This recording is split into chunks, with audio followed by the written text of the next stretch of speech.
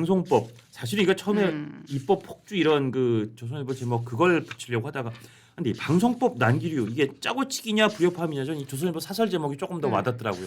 그렇죠. 대통령이 지금 약간 좀 애매한 스탠스를 취하고 있어요. 이게 축구로 치면 일종의 페인트 모션처럼 네. 이쪽으로 볼을 드리블할 것 같더니 왜 오른쪽으로 와서 예, 헛다리 짚은 느낌이고 네. 그래서 지금 보는 사람에 따라서는 최민희 위원장이 이 대통령 위에 상황이냐 이렇게 보는 사람도 있고 대통령이 약간 좋은 역할은 본인이 하고 나쁜 역할은 저쪽에 맡겨서 역할 분담이라는 말도 있고 진짜 혼선이 생긴 거냐 그러니까 어느 쪽이 요즘에 맞다고 보세요? 저희 항상 패널들끼리 그 대기실에서 이제 막 수다 떠는데 얘기가 막 나오는 것들이 민주당은 이미 포스트 이재명을 준비하고 있다. 이런 이야기들이 되게 많이 벌써요? 나오고. 대통령 취임한 지 이제 한 달인데 네, 하여튼 누구예요 포스트 이재명이? 근데 그 이야기가 나오는 게 계기가 뭐였었냐면 최근에 그 더 파워풀 예, 그 있잖아요. 예. 그 김어준 씨가 예, 했었던 그 어마어마한 뭐 콘서트, 토크 콘서트라고 해야 콘서트. 되나? 예. 네. 거기에 이제 문재인 전 대통령도 갔었고 그리고 지금 국회 우원식 의장도 갔었고 김민석 총리도 갔어요. 그런데 정청래 후보도 는 갔었죠. 갔는데 박찬대 의원이 안 왔어요. 알았어요. 예. 예, 박찬대 의원도 물론 초대를 했는데 일정이 있어서 안 왔다라고 하지만 김어준의 행사에 안 간다라는 것은 사실 다른 의원들 같은 경우에는 뭐 초대받았으면 영순위로 달려가야 되는 민주당에서는 그런 위치에 있는 사람이잖아요. 이게 박찬대 의원이 안 갔다라는 것들이 이제 보도가 나오면서 최근에 이제 당대표 8월 2일에 전당대회 하잖아요. 네. 민주당도. 그때 정청래 뒤에는 김어준이 있고 박찬대 뒤에는 이재명이 있다. 그러니까 이러한 그 양강 구도가 어떻게 나갈 것인가 이게 좀 관전 포인트다라는 보도들이 지금 쏟아지고 있거든요. 최근에 민주당 그 원내대표 선거를 보면 무슨 원내대표 선거를 하는데 그런 네거티브가 나오는지 김병기 의원 결국 이제 원내대표 됐는데 와이프가 그 국정원에다가 아들 취업 청탁하는 그러니까. 녹취가 예, 나왔잖아요. 예. 그게 심지어 이제 친정부 성향의 언론 매체를 통해서 나왔단 말이에요. 그 녹취가. 그럼 막 김병기 의원은 막 길길이 날뛰고 네, 막 네. 이런 상황이 이런 표현 쓰면 되죠. 그때 굉장히 화를 내고 네, 사실과 네. 다르다라고 이야기를 했었는데 이거를 보면은 저는 이 당대표 선거가 당대표가 훨씬 큰 권한이 있는 예. 거죠. 내년에 또 지방선거도 있고 그러면은 여기에 대해서는 좀 세게 붙을 가능성이 있다. 그리고 그 지금 어쨌든 앞서 제가 이제 포스트 이재명 뭐 이런 이야기들을 하면서 민주당의 지금 기류가 약간 묘한 부분들도 있는 것 같아요. 그래서 이재명 대통령이 이 방송 3법 관련해서 약간 속도 조절하려는 듯한 모습이 있다가 지금은 또 힘을 실어주는 듯한 발언이 나왔다는 거 아니겠어요? 그러니까 식사 자리에서. 김어준 유라든지 하여튼 민주당의 강성 지지층의 여러 가지 외침이나 그 네. 열망을 사실 이재명 대통령이 조금 거리를 두는 모양새인데 이게 너무 거리 두는 것도 약간 문제가 생기겠네. 이것도 조금 뭔가 소음이 나겠네 싶어서 사실 그쪽으로 조금 다가가는 네. 그 양상이다. 그렇게 보면 지금 이 앞뒤 좌우가 다 이해가 될 수 있겠다. 그리고 요즘에 보면은요 탁현민 씨가 그 예. 더 파워풀 뭐 행사 기획도 했었잖아요. 그렇죠. 이 사람이 얼마 전에 한 언론에 나와서 이야기를 한 게 뭐냐면 이재명 대통령 기자회견과 관련해서 비판을 하더라고요. 그래요? 네, 그 기사도 되게 특이하다고 생각했는데 그 기자들이 왜 자기 명함 넣어서 이제 뽑기 형태를 예, 했잖아요. 거기에 대해서 굉장히 비판하는 이런 형태로 하면은 좋은 질문도 안 나오고 물론 뭐 대통령은 준비가 되어 있는데 질문이 뭐 별로였다 이런 형태로 이야기를 하긴 했습니다만 어쨌든 민주당 성향의 사람이 언론과의 그 대화에서 대통령의 행사에 대해서 이렇게 안 좋게 이야기하는 것도 좀 독특한 상황이고 정청래 의원도 이번에 당대표 나오겠다고 하면서 지금 뭐 전국 다니고 있다는데 검찰 특활비 부활하는 거에 대해서 부정적인 입장을 강하게 표출을 하고 있어요. 그렇더라고요. 예, 좀 강성 쪽으로 지금 가고 있는 모습들이 있거든요. 대통령 취임 한 달 때에 이렇게 나타나는 그런 균열 양상은 흔히 볼 수 있는 건 추경이라는 아닌데. 거는 정부에서 이제 또 뭐 민주당이랑 당정 협의를 하겠지만 어쨌든 정부에서 이제 예산에 대한 편성권이 있는 거니까 그러면 이재명 정부의 추경 편성에 대해서 마음에 들지 않는다라는 거를 저는 표현을 했다라고 그렇게 생각하거든요. 따지면 검사 출신들을 이를테 민정수석에 자꾸 쓰고 하는 대통령의 이 인선에도 조금 불만의 기류가 있었잖아요. 그렇죠. 그러니까 뭔가 좀 그런 대통령이 가려는 방향 그게 뭐 실형이 됐든 뭐 분식이 됐든 어느 쪽이 됐든 대통령은 어쨌든 조금 더 민심 전체적인 민심에 부합하려는 그런 모양새인 것처럼 보이고 민주당의 소위 뭐 개딸이나 강성 지지층 이쪽은 그거 아니잖아. 우리가 이러려고 직권했어. 약간 균열이 보이는데 이 균열이 지금 이런 방송법 난기류에도 영향을 네, 끼치는 것 같다. 대통령의 그 애매한 스탠스에 대해서 오히려 민주당 강성민주당 민주당 네, 지지층 그리고 뭐 조국혁신당이야 뭐 당연한 거고요. 네. 조국혁신당 이쪽에서 비판의 목소리들이 지금 요즘에 계속 세게 나오고 있단 그러네. 말이에요. 그게 또 요새 새로운 관전 포인트고 네. 그거가 그래서 나타난 양상도 이거다. 처음에 이제 당대표 얘기 나왔으니까 2명 박찬대 정청래 했을 때 민주당 패널들이 저랑 같이 방송하신 분들은 99%가 다 박찬대가 될 거다라고 대통령 했는데 명심이 거기 실리는데 요새 분위기 확 달라졌잖아요. 요즘에 여론조사하면은 정청래 의원이 더 높게 나온다는 거예요. 그래서 어심이 김어준 어심이 이재명 대통령 명심을 이기는 거 아니야? 그러면 얘기 잡을 때 정권 초반에 그거 굉장히 좀 정말 약간 이거 뭐지 휘청이는 사건이 될 수도 있죠. 그러니까요. 하여튼 민주당 내부 상황도 그래서 재미있는 방송 것 같습니다. 3법 얘기를 하고 네. 있는데 방송 3법 도대체 왜 문제라고 하니 독소조항 그 그래픽 정리된 거 잠깐 보여주시죠. 제일 어처구니 없는 거는 예. 3개 이거 법 시행하고서 지금 붙이게 넣어놨거든요. 3개월 안에 사장을 바꿔야 돼. 그러니까 아니 저는 KBS 사장 본인들 그 3일 심지어 우리 총리 청문회도 이틀밖에 안 했는데 KBS 사장 청문회 3일 했잖아요. 예. 근데 그렇게 힘들게 이제 청문회 하고 했는데 3개월 안에 다 바꿔야 된다. 아직 임기 남은 이사진들도 그러니까. 다 바꿔야 된다는 거예요. 그러니까 지금 독소조항이라고 이 언론에서 정리한 거는 법 시행 후 3개월 내 이사회를 새로 구성한다. 임기 남은 말이 이사진도 되냐고요. 전원 교체한다. 노사동세 편성위원회 저런 경우에 저게 좀 민간 방송사에도 저게 적용이 되는 거로 저 부분은 적용이 되는 거로 나오니까 편성 자율성 침해의 네. 소지가 있고 보도 책임자 임명 동의제 신설 저런 경우에는 이제 그 노조의 보도 영향력을 어떻게 보면 굉장히 그렇죠. 공간을 확 열어주는 거 사장 후보자 추천위원회 100명 이상 구성 저는 위원 구성 기준이 뭐니 결국은 저게 결과론적으로는 민주당이나 소위 진보 진영 쪽에 유리한 지형을 만들어주는 그렇죠. 그래서 시민사회단체, 시민사회, 노조 그러니까. 이쪽에다가 힘을 실어주고 그 사람들이 단순히 의견 개진을 넘어서서 이사로 들어와서 회사의 경영에 이제 관여를 할 수 있게 하는 건데 저기서 이제 예. 편성 자율권 침해 부분이 있잖아요. 이게 21년도에 헌재에서 결정이 있었어요. 예, 예. 그 방송국이 편성하고 이런 거에 대해서는 방송 사업자가 자율적으로 편성하도록 편성의 자유와 독립을 보장을 해줘야 된다라는 결정이 있었는데 근데 저 편성위원회는 지금 노사가 동수로 들어가도록 하고 있고 예. 그리고 거기에 대해서 단순히 심의를 넘어서 의결권까지도 다 부여가 되어 있는 거예요. 그리고 예. 만약에 이 편성위원회를 만들지 않으면 구성을 하지 않으면 형사처벌까지 가능하도록 거기 형사 이렇게 하고 있어요. 그러니까 편성은 방송 사업자가 하는 거잖아요. 그러니까 예. 결국에는 여기에 대해서 노조도 들어오는데 노조는 심의하고 의결하고 다 하는데 책임은 그냥 계속 방송 사업자만 지는 거예요. 이런 좀 불합리한 구조들도 있고 어쨌든 헌법재판소에서 판단이 나온 부분들도 있는데 이러한 법안들을 좀 강행하겠다라고 하고 3개월에 임기도 남았는데 왜 갑자기 다 그만둬야 되는지 모르겠어요. 법을 바꾸는 것까지 뭐 자기네들 입맛에 바꾸겠다 뭐 그것까지도 예전에 마음에 안 드는 주요 기관장이나 이런 사람들을 바꾸려고 하는 게 블랙리스트 논란으로 그게 네.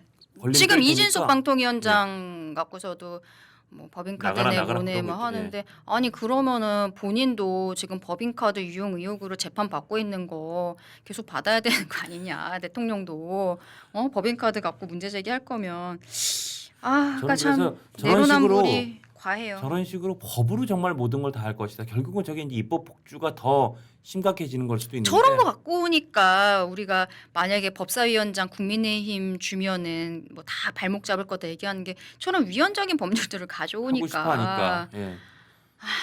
저렇게 되면 진짜 임기 이런 것도 이제 우리가 그냥 뭐 법인카드 못 썼나 당신 잘못한 거 없나 이런 거로 웬만하면 나가지 이렇게 겁박 안 하고 그냥 법으로 바꿔서 법으로 다 임기를 다 줄이든지 나가게 만들어서 한다. 입법 만능주의, 입법 폭주 만능주의가 또 더 강화되지 않을까 그런 생각이 드는 과정입니다. 하여튼 방송법 난기류는 조선일보 사설은 짜고치나 불협화음인가 했는데 우리 저는 말씀은 이게 불협화음인 것 불협화음 같아요. 쪽이다. 짜고치기가 짜고친 아니라. 것이 아니다. 그쪽에 진단을 주셨어요. 자 이제 마지막 주제. 사실은 이게 네. 지금 우리가 얘기한 거랑도 전 연결이 된다고 생각하는데 검찰 수사 뒤집기 한판 개막 저는 이렇게 제목을 달아달라고 제작진에 부탁을 한 게 아마 강연회 대변인하고 방송하면서 제가 이 얘기를 했는지 모르겠는데 제가 사실은 이 장원준 이슈에서도 그렇고 뉴스트라다무스도 그렇고 제가 좀 일찍부터 뭘 얘기했냐면 만약에 이재명 대통령이 되면 이재명 대통령이 당선되면 갖고 있는 사법 리스크가 너무 많아서 그걸 하나하나씩 맞아요. 털기가 너무 힘들 것이다. 그래서 저는 최소한 이거에 관한은 제가 지적재산권이 있다고 생각하는 게 몇 달 전부터 그 얘기를 했으니까 아마 검찰의 왜곡 수사, 정치 검찰의 왜곡 수사 해소에 관한 특별법 이런 형식으로 웬만한 거는 그 법이 시행되는 순간 법무부 장관은 검찰총장을 지휘하여 그 모든 공소를 취하해야 된다. 공소 취하면 사실은 대법원 가시더라도 취하해 버리면 면소가 되는 거니까. 그리고 아마 이제 선거법 같은 건 그걸로 털기가 그러니까 선거법은 이 공직선거법상 허위사실 공표 행위 부분을 삭제하는 그런 식으로 빼겠지만 그쵸. 다른 거 대장동, 백현동, 대북 송금, 불법 법인 카드 이런 거 이거 어떻게 하나씩 털어요 짜치게. 그래서 진짜 하나로 만들어서 털 거라고 저는 일종의 그런 세상이 올 것입니다. 그러니까 여러분 그것까지 알고 판단하셔야 됩니다라는 취지로 말씀을 드렸었는데 저는 이게 지금 진짜 뉴스트라다무스였네요. 그게 그 옛날에 노스트라다무스인가? 노스트라다무스 그거 따라서 하신 거잖아요. 원래 그거에 따라서 한 예언자적 거였는데 능력이 있으셨네요. 저는 진짜 지금 이 소위 검찰 조작수사를 밝힐 공익기구 TF 딱 저는 그 수준의 첫발이라고 생각이 돼요. 그렇죠. 예. 저는 이거 그 기사 봤을 때 이화영을 이제 사면을 시켜주고 싶잖아요. 네. 근데 그냥 사면시켜주면 국민적 저항이 있을 수 있거든요. 예. 사면시켜주기 전에 이거 하는 것 같아요. 예. 그러니까 자기네가 나름대로 이거저거 조사를 해서 이런 부분이 문제가 있더라라고. 왜냐면은 이화영은 이미 유죄가 확정이 됐어요. 대법원까지. 7년 8개월인가 네, 맞아요. 굉장히 중형이 확정 판결 나 있죠. 확정이 되어 있기 때문에 공소 취소나 이런 식으로 중간에 끊어버릴 수가 그건 없어요. 사면으로밖에 끊어낼 수 사면을 없죠. 해줘야 되거든요. 그래야 이재명 대통령에 대한 부분도 이 사람이 또 어떤 얘기 할지 모르니까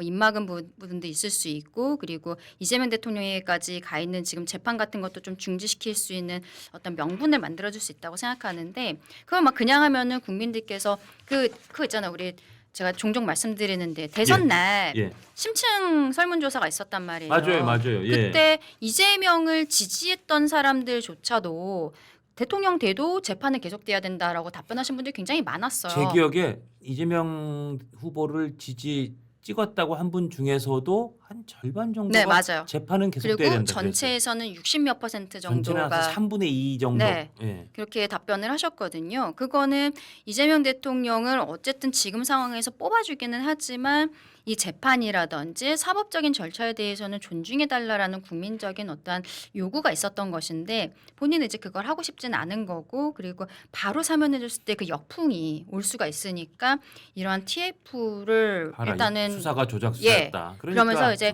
슬슬 좀 하나씩 흘리려는 게 아닌가라고 그럼 생각합니다. 그게 조작 수사라 그러면 대한민국의 지방법원, 고등법원, 네. 대법원 그 날고 긴다는 판결과 판단의 네. 대가들이 몽땅 다 조작수에 속았다는 얘기가 그렇죠. 되는데 그러면서 일단은 검찰을 정조준하고는 있습니다만 뭔가 부족하다 싶으면은 판사에 대해서도 탄핵하겠다 이런 이야기도 할 수 있을 것 같아요. 자 민주당이 조작이라고 주장하는 네 가지 사건 그 그래픽 좀 잠깐 보여주시죠. 간단히 짚고 결론을 짓겠습니다. 자 일단 저거 쌍방울 대북송금 저게 사실은 저게 이화영 부지사도 7년 8개월 확정돼 있고 저것 때문에 대통령 미국 못 가는 거 아니냐라는 이야기들도 그런 말도 있었잖아요. 있어요. 예. 예.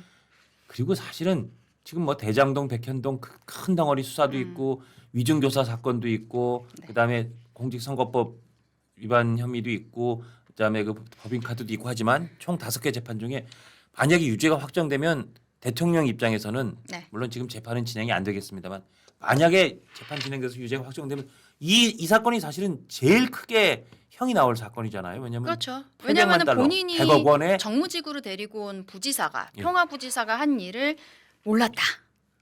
무능을 자백했잖아요. 예. 왜냐하면은 알았다라고 하면 공범을 자백해야 되니까. 그러니까요. 예. 근데 저게 7년 8월까지 중형으로 판단이 나왔고 800만 그러니까 달러. 저게 그 이재명 당시 지사의 방북 대가로 쌍방울이 대납했다 그렇죠. 이 부분까지 사실관계는 다 인정된 거예요. 맞아요. 그 과정에서 300만 이완영 불은 씨가 한 역할이 방북 비용. 그래서 500만 불은 잘못했다 그래서 7년 8개월 스마트팜. 물론 돈도 좀 따로 받은 게 있지만 그러면 저 장면을 당시 이재명 지사께서 알았냐 몰랐냐 그 부분만 연결고리가 확인되면 사실은 지금 제3자 뇌물로 기소된 거거든요. 그렇죠. 그러니까 100억을 직접 받은 게 아니지만 내가 필요한데 100억을 대신 소개한 거 그게 제3대 뇌물인데 뇌물 100억이면 사실은 인정되면 이거는 뭐 징역 한 15년짜리 아니에요? 100억이면 이게 형이 굉장히 높아가지고 그러니까. 이재명 대통령 입장에서는 굉장히 부담이 갈 수밖에 없는 거고 그리고 앞서 말씀드린 것처럼 이미 이게 유죄가 확정이 돼버렸단 말이에요. 이화영 부지사가. 거의 이재명 지사 대통령의 범죄 혐의 구성한 것 중에 제가 볼 때 그냥 느낌상으로는 한 8, 90%의 유죄는 확정돼 있고 그렇죠. 알았냐 몰냐는 그 부분만 지금 남아 있는 상황이란 말이에요. 그렇죠. 이런 상황에서 이것도 결국 이제 4개의 그 조작되었다라고 지금 지목한 사건 중에 당연히 들어가 있는 거고, 예. 그다음에 이제 알펜시아 사건은 이제 최문순 지사가 기소가 됐어요. 예. 이게 그러니까 강원도에서 그 KH그룹 요 대표 지금 도주 중인데 미공개 입찰 정보를 알려줬다 예. 이런 혐의가 있는 거고, 그다음에 뭐 우리가 알고 있는 대장동 개발 비리. 그러니까 그리고 김용 정치자금 수수도 이게 대선 경선 자금 받은 건데 요게 그 이재명 대통령 후보 경선 자금이에요. 예, 그 다음 것도 좀 보여주시면 네. 이 이재명 예. 대통령의 경선 자금을 김용이 받았다라는 거거든요. 이것도 지금 이것도 2심까지 징역 항소심까지 5년 나왔어요. 나와 예. 있어요. 그리고 대장동 개발 비리 그 유명한 대장동 개발 비리는 사실은 이재명 성남시장 이재명 도지사가 이런 비리에 연루돼 있다는 취지의 의혹이 사실상 본격적으로 시작된 사건이 대장동 사건이고. 그렇죠. 근데 이거 처음에 의혹 꺼냈다가 민주당으로 못 돌아오고 있는 이낙연이라는 분도 계시잖아요. 사실 이낙연 캠프에서 문제를 맞아요. 제기했었고. 네. 그러니까 지금 민주당이 조작이라고 주장하는 4가지 사건 지금 보셨지만 쌍방울 불법 대북 송금과 대장동 개발 비리는 대통령께서 사실상 직접적으로 이제 관련이 돼 있는 사건인 거고. 자기가 경기지사일 때 그리고 예. 성남시장일 때 결론 그 연결이 돼 있는 거고, 김용 정치자금 같은 경우에도 대통령 간접적으로, 후보 예. 대통령 후보였을 때 연결이 되어 있는 거죠. 그러니까 본인 것만 하는 거는 누가 그렇죠. 보기에 좀 좀 그러니까 이제 알펜시아 리조트 입찰 비리. 최문순 지사도 예. 이제 민주당 분이니까. 그러니까요. 그래서 이게 지금 근데 조선일보 오늘 조선일보 기사를 주로 보여드리게 됩니다. 아, 우리 조선일보 유튜브니까. 유튜브니까 예. 그 한명숙 총리 사건 때 사기 전과자 증언을 근거로 무죄 대법원 확정 판결 난 건데 무죄라고 하더니 이번엔 네. 조폭 출신 말 듣고 의혹 제기. 자 이게 지금 그 그러니까 저 수권 정당이 대법원 판결을 배상윤 믿지 KH그룹 못하겠다. 회장 네. 이 양반을 지금 조폭 출신이라고 이제 얘기한 맞아요. 거예요. 이 언론 인터뷰를 근거로 조작 수사 의혹을 제기했고 이 소위 조폭 출신 기업가란 배상윤 회장은 이재명 대통령 대북 송금과 무관하다 이렇게 주장했는데 이 주장을 근거로 지금 이 대북 송금 이런 것들이 다 조작이라고 얘기하는 건데 이거는 그러니까 이렇게 하지 말고 예. 법원의 판결을 받으면 되거든요. 그렇죠. 이재명 대통령이 대북 송금 사건과 관련이 있는지 없는지는 그냥 판결을 받아서 그거에 따르면 되는데 자신이 없는 거예요. 민주당에서도 예. 자신이 없으니까 갑자기 이러한 뭐 조폭 출신이라고는 하는데 KH그룹 회장이 한 이야기 이런 뭐 단순히 한마디를 가지고서는 TF를 만든다. 이게 글쎄요. 이게 뭐 TF 하면서 이거 조사하고 이런데 돈도 꽤 많이 들어갈 거라고 생각을 하고 그리고 금방 나오지는 않을 거란 말이에요. 예, 예. 결과가 좀 시간이 걸릴 건데 그러면은 뭐 한 좀 하다가 내년 초쯤에서 이제 이화영 사면 하면 나오지 않을까. 올해 8.15 사면은 못할 거라고 생각해요. 너무 시간적으로 얼마 안 남아서 국민적 저항이 있을 수 있으니까 TF로 살살 자꾸 언론에다가 흘리면서 그 와중에 또 이제 KBS랑 등등 사장도 이제 바뀌지 않겠어요. 그럼 본인들 입맛에 맞게 이제 자꾸 보도해달라 해갖고 이제 국민들을 현혹한 다음에 사면을 하겠죠. 김민석 총리 청문회에서 어떻게 보면 고군분투했다라고 굉장히 하여튼 관심을 네. 끌었던 주진 의원. 네. 지금 검찰 조작 대응 TF 구성한 걸 놓고 이화영 달래기가 어려워졌냐? 그죠. TF까지 만들어 보니까 이화영 달래기가 어려워졌나 보다. 이화영을 사면하면 진짜 공범 인증이다. 실제로 이화영 전 부지사가 이렇게 좀 내뱉는 얘기들이 아직은 뭐 노골적이진 않지만 나 이렇게 놔둘 거야?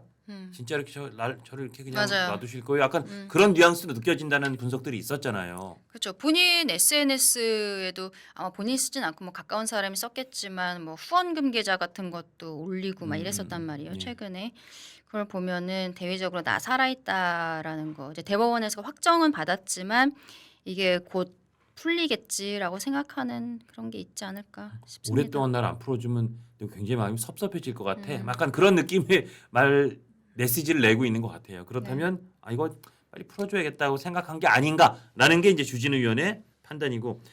아니, 주진우 의원만이 아니라 예.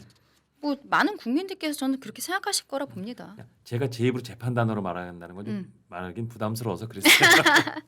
저도 뭐 개인적으로는 그렇게 느낌이 옵니다만 네. 그래도 현역 의원이 그렇게 판단한다고 얘기하는 게 조금 음. 덜어가는 거니까 이거 결국 검찰 수사 판결 뒤집기라는 분석이 맞는 것 같고 이건 대한민국 사법 시스템에 대한 공격 아니에요? 그러니까 수권 정당이 이래도 되는지 모르겠어요. 그냥 정식으로 판결 받고 거기에 대해서는 수긍하는 모습을 보여야 되는데 뭐 한명숙 사건도 그렇고 김경수 전 지사도 이번에 뭐 어디 위원장 갔잖아요. 예, 뭐 예. 이런 분들도 본인에 대해서 뭐 사면 복권도 받고 싶지 않은 선물 받았다. 그렇게 해서 억울하다. 이러한 이야기들을 하는 게 국민의 눈높이에 맞는지 일반적으로 재판을 받고 있는 우리 국민들도 여기에 대해서 억울한 부분들 누구나 다 억울한 부분이 있어요. 특히 형사처벌 받는 분들은. 근데 우리 국민들께서는 그래도 받아들이고 거기에 대해서 책임을 지고 계시는데 이게 정치인들 특히 대통령이 이것을 지키지 않는다는 것은 심각한 문제라고 생각합니다. 마지막으로 그 한명숙 총리 불법 정치자금 9억 원 수수 이거 대법원 확정 판결 났었는데 그때도 아까 조선일보 얘기처럼 사기 전과자 증언을 근거로 뒤집으려고 했으나 결론적으로 그 뒤집으려는 시도는 실패했죠. 그리고 뒤집으려고 했는데 그 안 되니까 그 수사 그 담당했었던 사람들을 또 막 감찰을 하고 막 이랬었단 말이에요.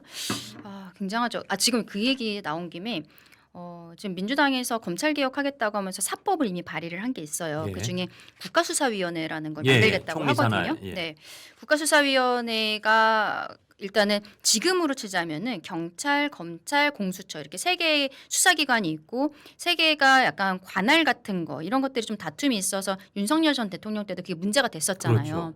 그래서 국가수사위원회가 이 여러 개의 수사기관들의 관할 조정이라든지 이런 것들을 담당하게 하겠다라고 하는데 그 법을 자세히 보면은 모든 사건을 다 들여다볼 수 있어요. 국가수사위원회가요? 네. 그리고 심지어 그 담당하고 있는 수사관들에 대한 감찰을 할 수 있는 권한까지 있어요. 그러니까 지금 이 한명숙 이야기를 하니까 예. 다시 수사했을 때도 뭐 문제 없다라고 나니까 그 사람들에 대해 감찰했다는 얘기를 하니까 국가수사위원회가 생각나서 말씀을 드리는 건데 와 이런 형태의 기관을 만들겠다.